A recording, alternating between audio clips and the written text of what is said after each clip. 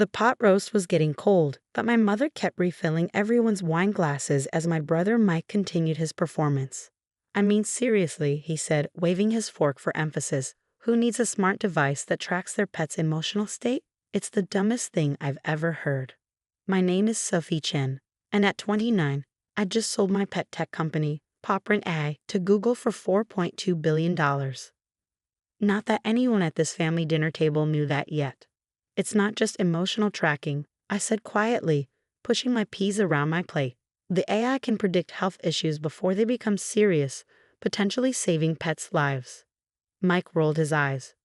Right, because what the world really needs is more hypochondriac pet owners. Tell me, how many of these magical collars have you actually sold? I took a sip of water, thinking about the confidentiality agreement sitting in my laptop bag. The acquisition wouldn't be announced until market open tomorrow, but the numbers were staggering: 12 million units sold in the past year alone, with a waiting list twice that long. Sales are going well, I said simply. Going well, Mike snorted. Is that why you're still driving that beat-up Honda and living in that tiny apartment? Face it, Sophie, you should have stayed in investment banking like me. At least then you'd have something to show for all those genius grades you got in college. My father cleared his throat uncomfortably. Mike, maybe we should. No, Dad, someone needs to give her a reality check. Mike interrupted. She quit a six-figure job to play with circuit boards in her garage. It's embarrassing.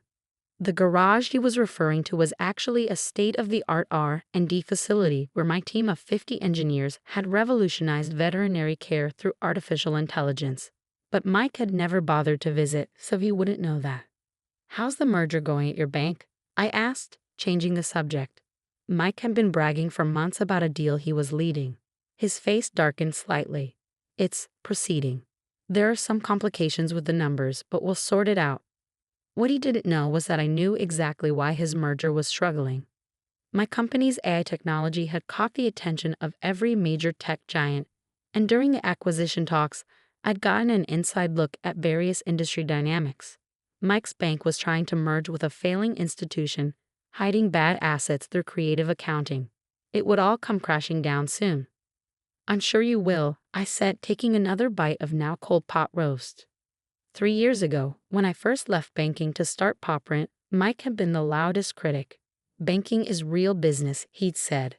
This pet project of yours is just a waste of your education. What he never understood was that my banking experience was exactly what had prepared me to build Popprint. I saw how traditional industries undervalued innovation, how they missed opportunities right in front of them. While Mike was pushing papers and inflating numbers, I was creating something real. The idea for Popprint had come from watching my cat, Luna, get sick. By the time I noticed something was wrong, the cancer had spread too far. If only I'd known earlier, if only there had been some way to detect the changes in her behavior and health before it was too late. That's when it hit me. Pets can't tell us when something's wrong, but their bodies and behaviors give off signals long before visible symptoms appear. If we could capture and analyze that data through AI, we could revolutionize pet healthcare. My mother's voice pulled me back to the present. Sophie, honey, maybe Mike has a point. You're not getting any younger, and that apartment of yours. I thought about the beachfront house I just bought in Malibu, the one I'd move into after tomorrow's announcement. The real estate agent had been shocked when I paid cash. But that's what you can do when you've been quietly building a billion-dollar company. I like my apartment, Mom, I said. It's close to work. Mike laughed. Work? You mean your little pet project? Come on, Sophie, it's time to grow up. Even my junior analysts make more than you probably do with your toy company. If he only knew. His entire bank's market cap was less than what Google had just paid for my toy company.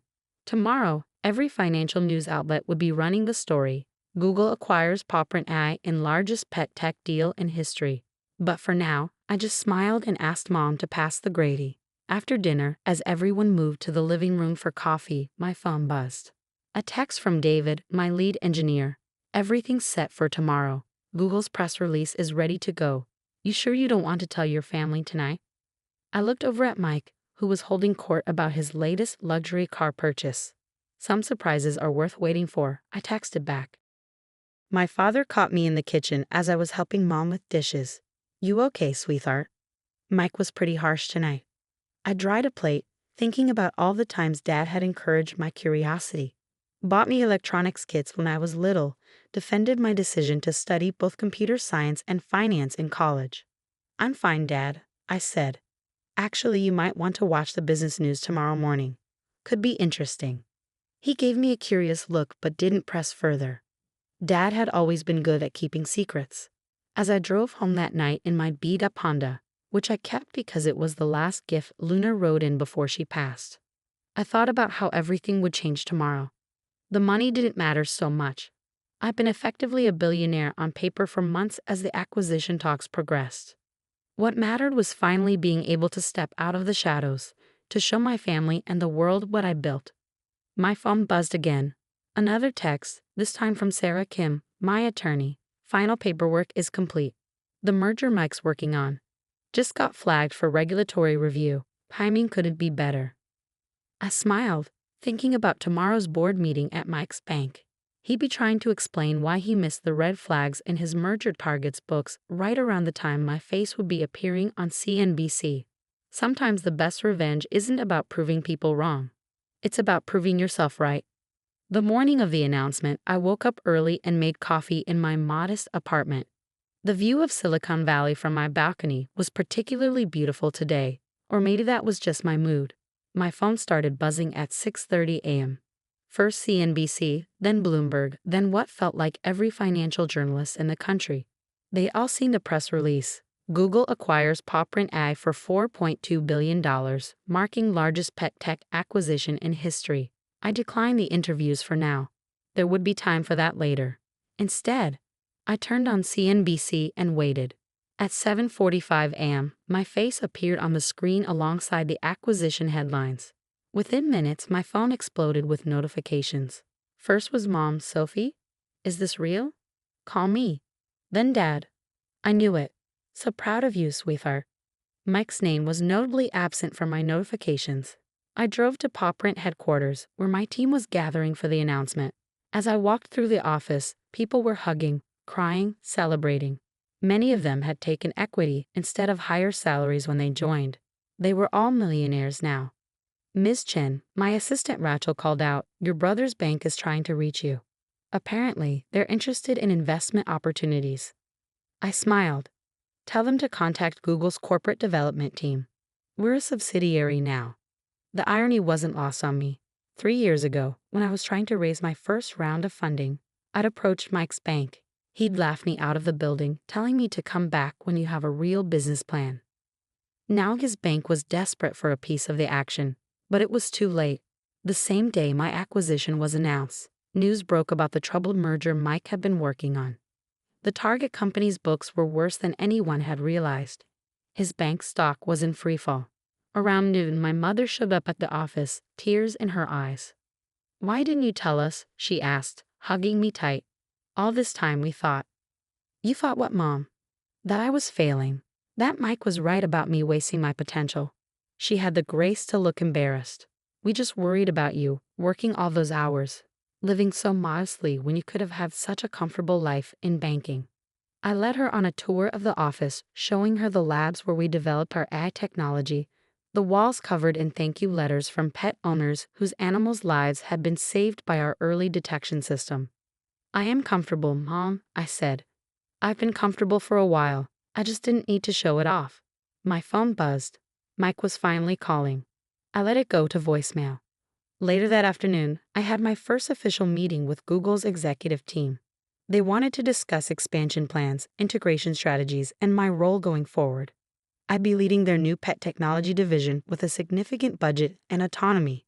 As I left the Google campus, another voicemail from Mike. "Sophie, we need to talk. This merger situation. I could really use your help. Your exit is all anyone's talking about.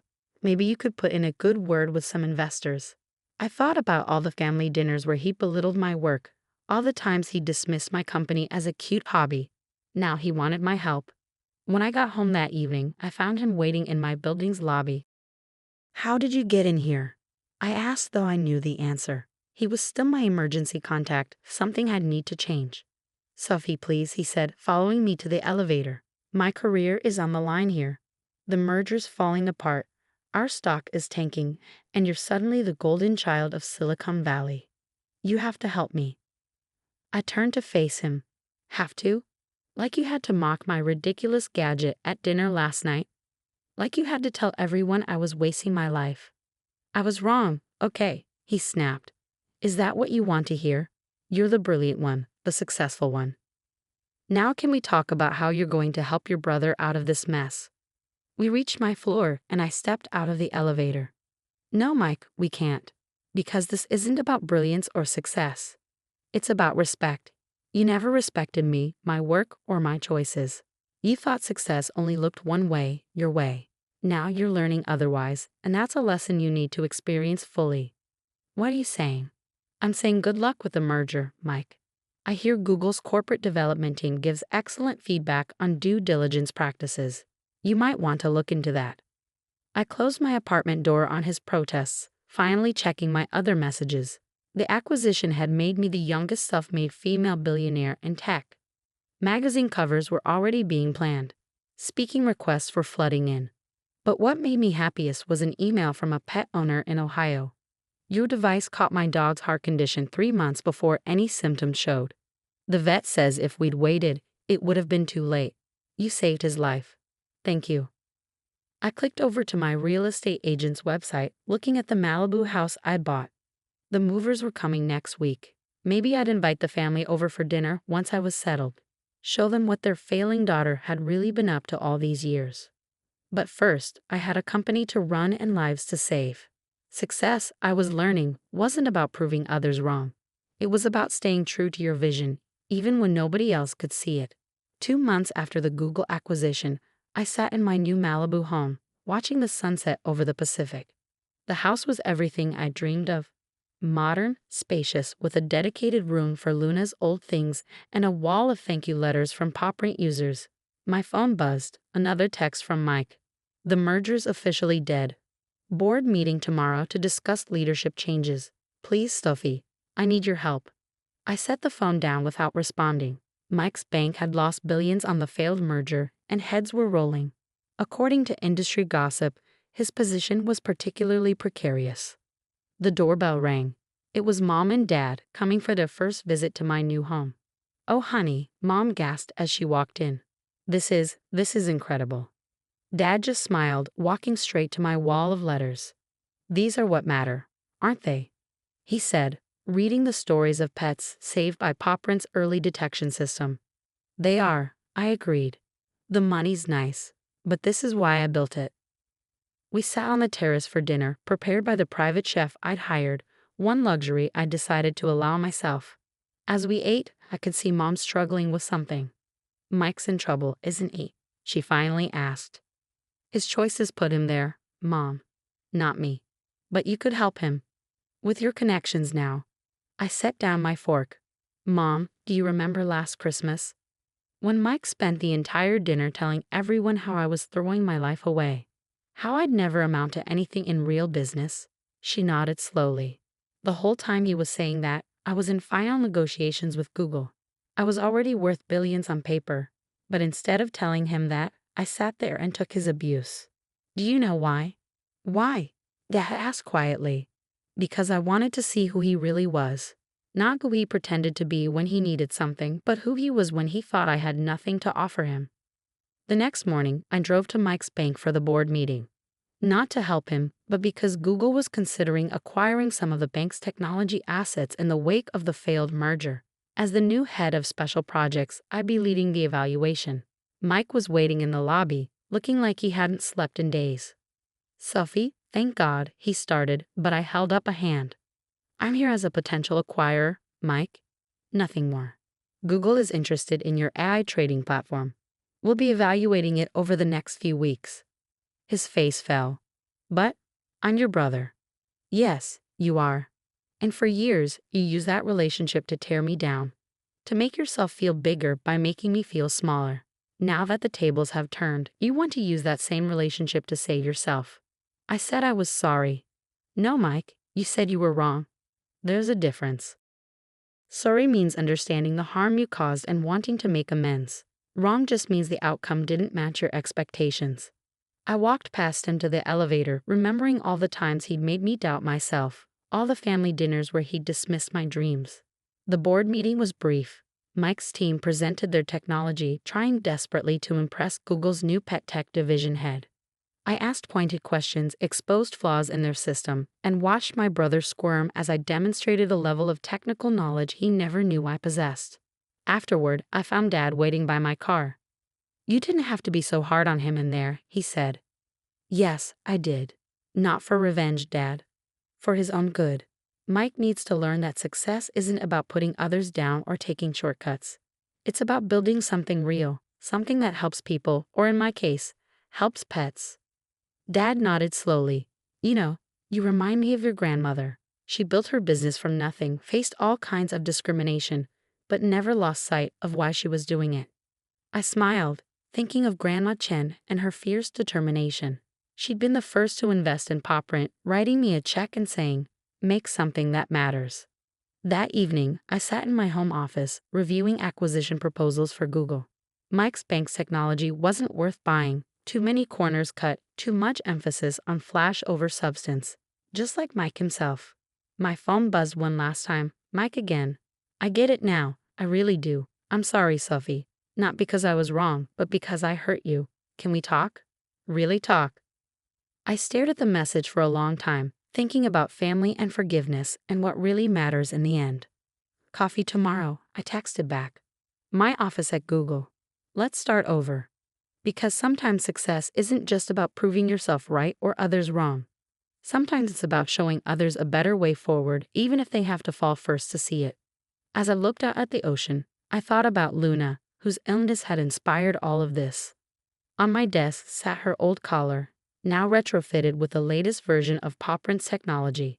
It wouldn't bring her back, but it was saving thousands of other pets every day.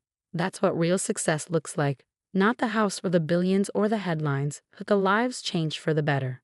Even if some of those lives belong to people who once doubted you.